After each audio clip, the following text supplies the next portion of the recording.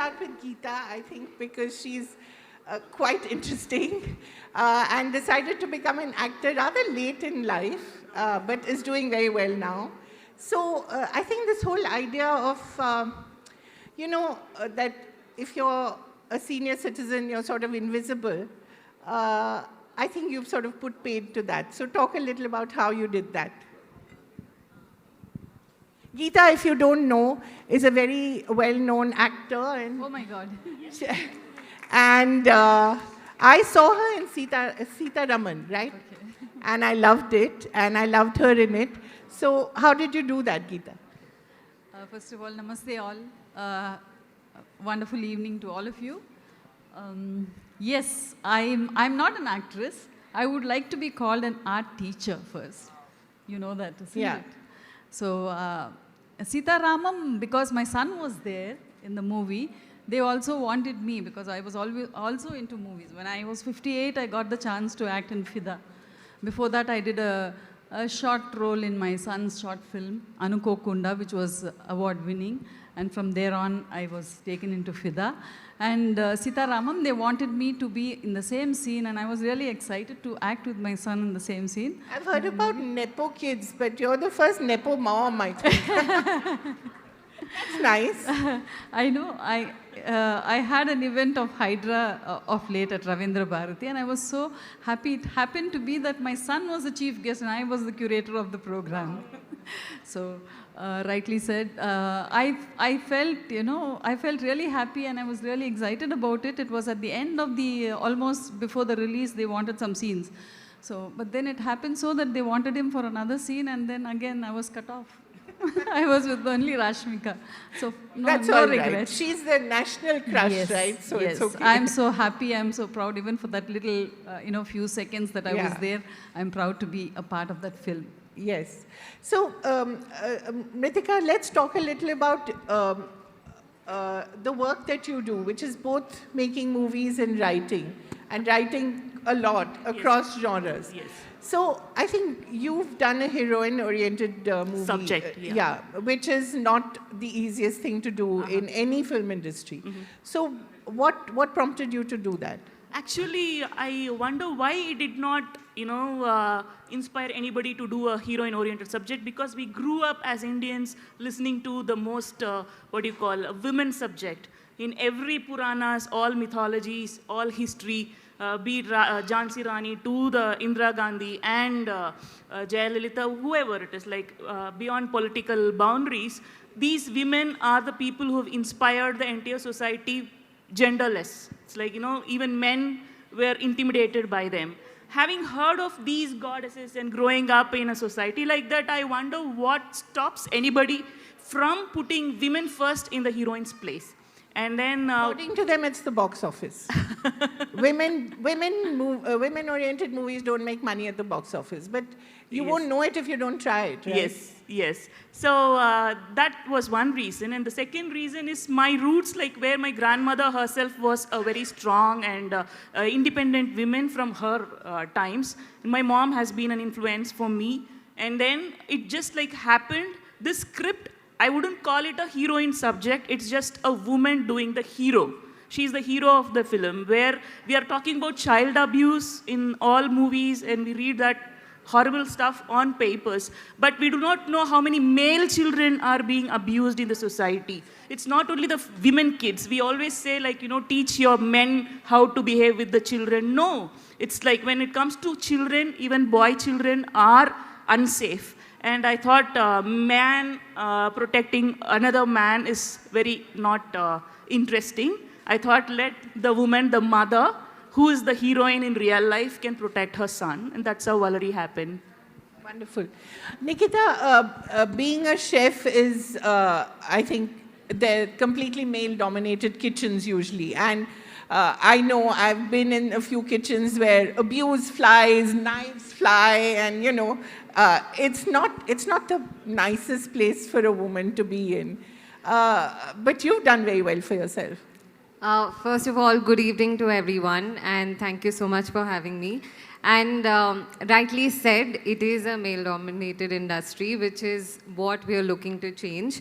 Because I think we all grow up with our mums cooking in the kitchen, and what makes it suddenly different in a professional kitchen is something really baffling for us as well.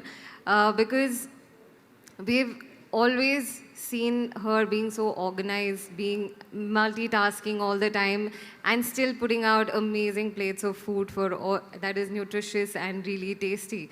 So, while there was an instance where I was the only female chef in the kitchen that had 80 male chefs, so it is a narrative that we want to strongly change and say that it is such a skill that it is one of the life skills, and you can definitely monetize it, bring structure to it, and inspire more women to come around so that there's balance in the industry.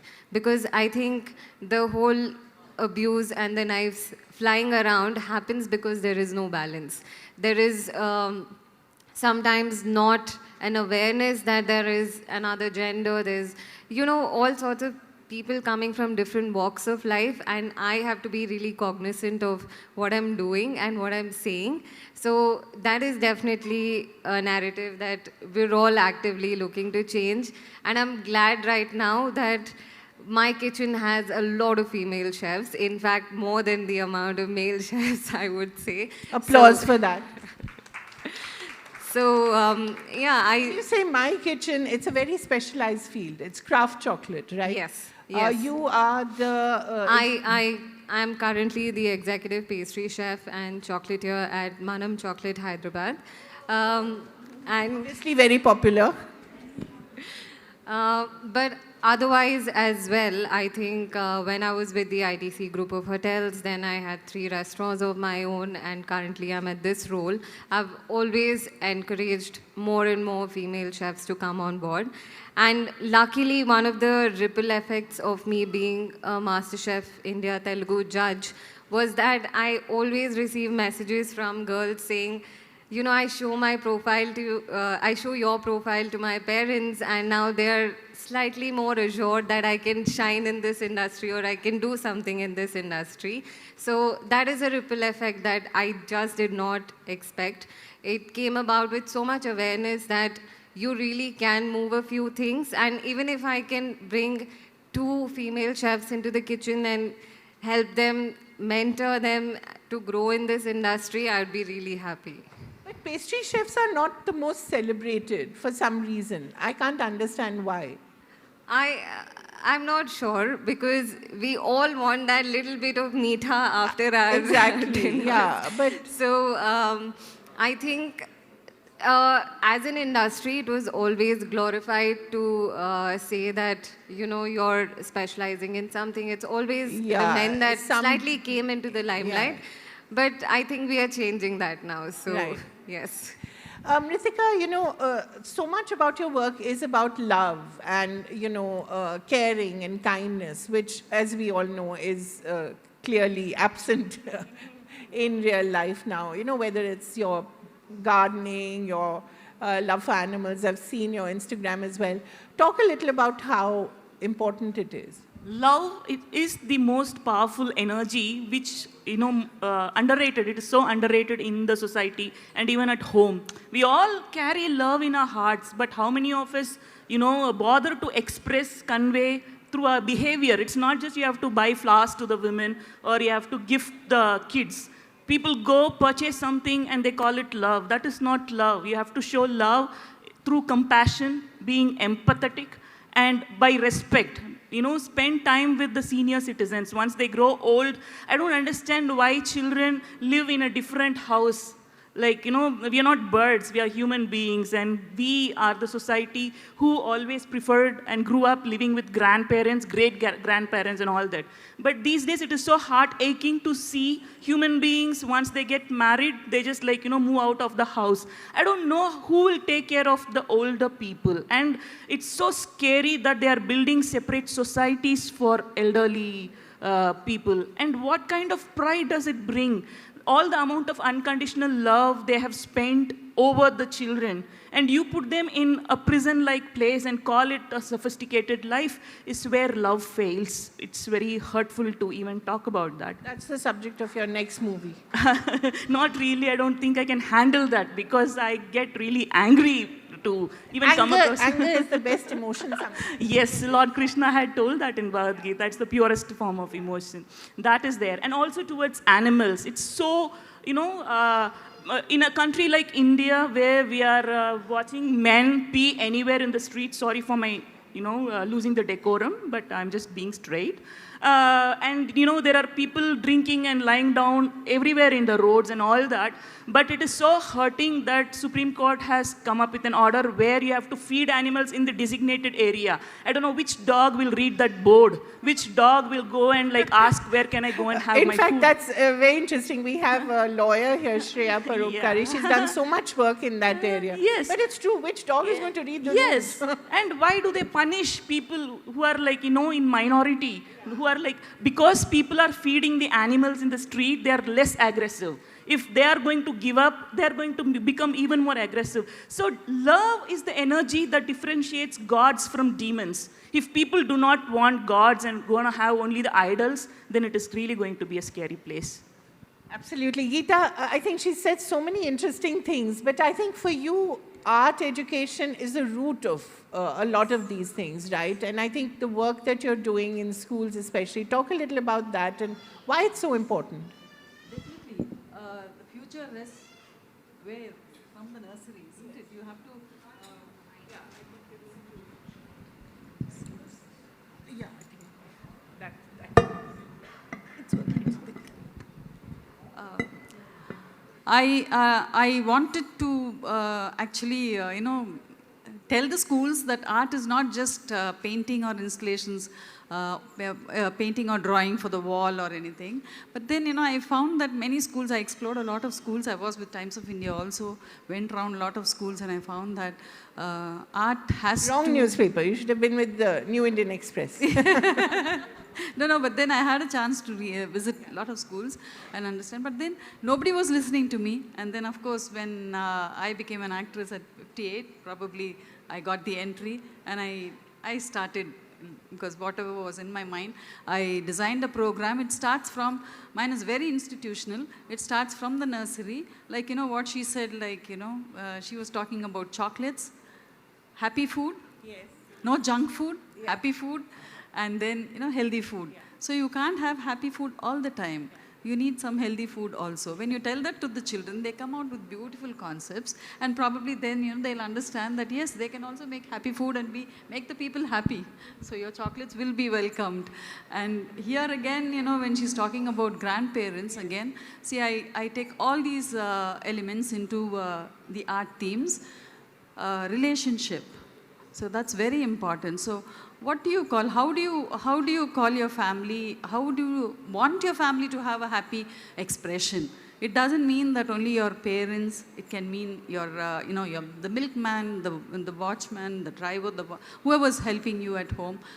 So who gives you a wonderful expression, family expression? It can be an ocean of expression. It can be a solar system. It can be anything. You just come out with your expressions. So one child had done the digestive system. The brain as the grandparents, and then, then everything. And then I always add a little, I want the themes to be a little humorous also. So add a little humor. Talk about your next door auntie or the uncle who annoys you at any event. So that's something, we all go through. We are all very conscious about what others may say, what others may think. So that's where comparisons also begin. So he said, they use it like, one child, the solar system. I mean, in the digestive system, he said, rectum is my neighbor auntie. But then, anyway, Must be a very irritating actually, one of the doctors, Dr. Manjula, was telling when I was talking about this, you don't know how important that is. So, and one child, Pluto is missing. That's my neighbor's auntie. But she knows everything about my family. So that is how they come up with humorous, no, I mean, humorous way of expressions also. And also, I think, you know, Geeta, I think the point that Mritika was making about senior citizens, you know, sort of locking them up in Yes, sort of like this prison-like situation. And the fact is that the older you get, the wiser you are, the more you can contribute to society, which you've shown. Definitely, you know, I insist them to talk about their grandparents. Many of them, you know, they insist that they want the grandparents. They want, my mother is the, you know, boss of the family. And Yes, so it's good. wonderful. So, Ritika, you know, I also want to ask you about the uncertainty of the artistic life. You know, it's A, solitary, and B, it's uncertain. You never know where your next paycheck is going to come from, and you have to generate your work yourself. And also, you're not sort of responsible for it. You need a team sometimes or things to work in your favor. So how do you deal with that? I find uncertainty as the most interesting thing that tempted me to get into the industry, because life by itself is uncertain in every level. Yeah. But when I'm most aware that this is going to be my work, I thought I'll be able to face life when I could face my career. So, and coming back to solitary, people from normal man's point of view, they find creative humans' life as a life in solitude. Yeah. But I don't think so. Because as long as there is a bun in the oven, or when there is something brewing in your head, it's like the connection between the fetus and the mother, you know, irrespective of the gender. A writer could be a man, a director could be a man, or it can be a woman. But once, as long as he's carrying the ideas, the thoughts, the imagination in him, he's got companions inside him. Right. He's never alone in this world at all. I find the rest of the work, if I'm given any other job with better pay or the better recognition, I don't think I'll be able to pick, because the other work is where I'll be set alone. I'll feel lonely. Here, with my art and our imaginations, it's very beautiful, and it's not as lonely as people assume it to be. Wonderful. Nikita, what about you? You know, being a chef can also be very challenging. The hours are long. There's no real, you know, time when you can go home. And, you know, it's also a service industry. You're dependent so much on how people receive that food. Right, So right. it is very challenging. How do you handle that? It is tough. I'm not going to sugarcoat it, although I'm a pastry chef. Just for instance, I think right now the festive season is Yeah. on. So I have been coming home at 9 a.m. As in, I've been working through the night and coming home at 9 a.m. 9 a.m. Yes. And going back to work at? Going back to work at 3 p.m., 4 God. p.m. So it is taxing. I'm not going to lie that it is sometimes physically draining as well. But I think that is also a part of something that I enjoy. I get to zone out and really think about what I'm doing. What is it that, how can I improvise this situation for the rest of them who are working under me?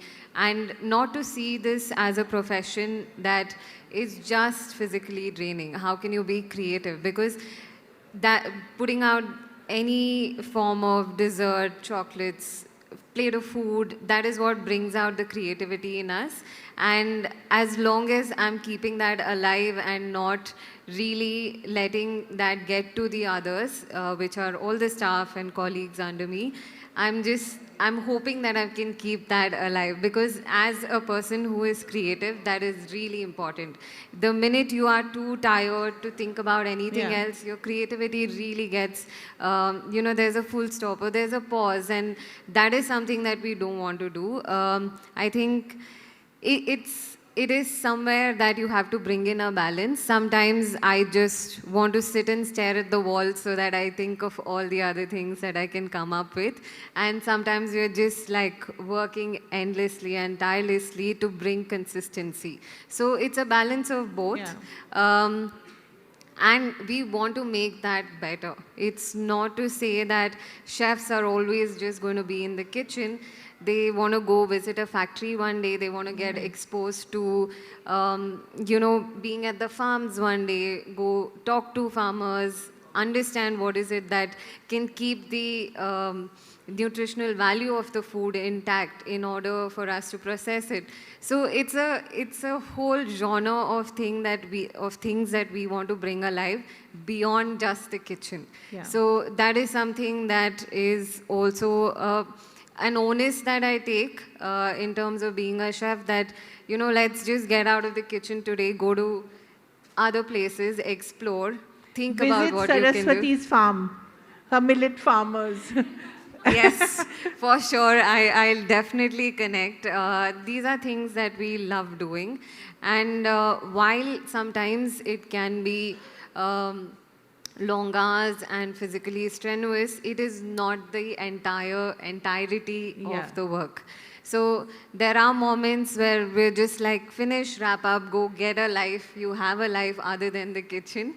And there are moments where just all together and sitting down at the community table after we've had a long day, where we just sit and eat and say, oh my Yeah. God, it's been a long day, is all And I that we believe need. chefs usually eat the simplest food. Yes. It's usually dal chawal or... Yes, yeah. absolutely. A lot of the times when, like, my friends are calling me over for dinner and they're like, oh my God, I'm having a chef over, I need to go all out. And I'm just like, listen, just make me rice and sambar or dal chawal and Yeah. bindi. That's all that All- we want. yeah. We want just... By the way, bindi is Mr. Chawla's favorite food. I think he can have endless amounts of it. Yes. So we are generally eating very simple food, Yeah. but when we travel, it's like we carry Yeah, another of course. stomach. You have to So- taste Yes, the world. yes. Yeah. Great. But yes, we want to change this whole concept of it is very strenuous, so I'm not going to do it. Yeah. Sometimes it is, and sometimes it can be really fun. Right. So we are trying and bringing the balance. So all of you, one last thing. What does creativity mean to you? What is the one thing that, it means to you, or what would you like to see, one change that you'd like to see, especially as far as women are concerned? Nikita, you go first. I think it's the whole isolation that something is meant for only a certain category of Right. people. That is something that we want to break away from. And it's also so to say that you can bring in your own freedom. So Right. it was always a narrative that I cannot be financially independent, but you very well can with the skills that you have. So that is definitely a change that I personally at some point in my life want to bring about, saying that if you can cook, if you have that life skill, you can do wonders with it. I think You ca- Anthony Bourdain said, if you can't cook an omelette, then that's the least thing Yes. that you can do in life. Yes, Then you don't exactly. deserve to exist or some such thing. But yes, I think there are so many people who can cook and do wonders Yeah. with it, but they're just not able to bring it in a structured format or bring it in an organized fashion where they can monetize that. Yeah. So the whole isolation that only a certain class of people or a certain gender can do something is something that I want to break away Yeah. with being associated to cooking. And the second thing is creativity exists anywhere. Like, Yeah. I think something as simple as you thinking about adding, let's say, kodampuli into a sambar, except instead of a tamarind, you've brought in a spark of creativity. Right. So it exists everywhere. We just need to sort of sometimes step back and look at it with a different lens. And yeah, I think this is what I want to bring about for women. Yeah. Geeta, you're a rich woman now, I suppose, thanks to acting. So you're financially independent. Is that very important for young women to know? Definitely, definitely. Firstly, You have how to rich be- are you? Sorry? How rich are you now? As simple as 3 meals a day. Okay, that's enough. And you can see me in the cotton sari, that's enough. Yeah. As So, long as- but being financially independent is important. for Definitely, it's very, very important. So that, you don't have to go stretch your hands to anybody, Yeah. whoever it is. It's very, And, very important. Yeah. Mritika, one change you'd like to see for women? In the world, No, here, anywhere.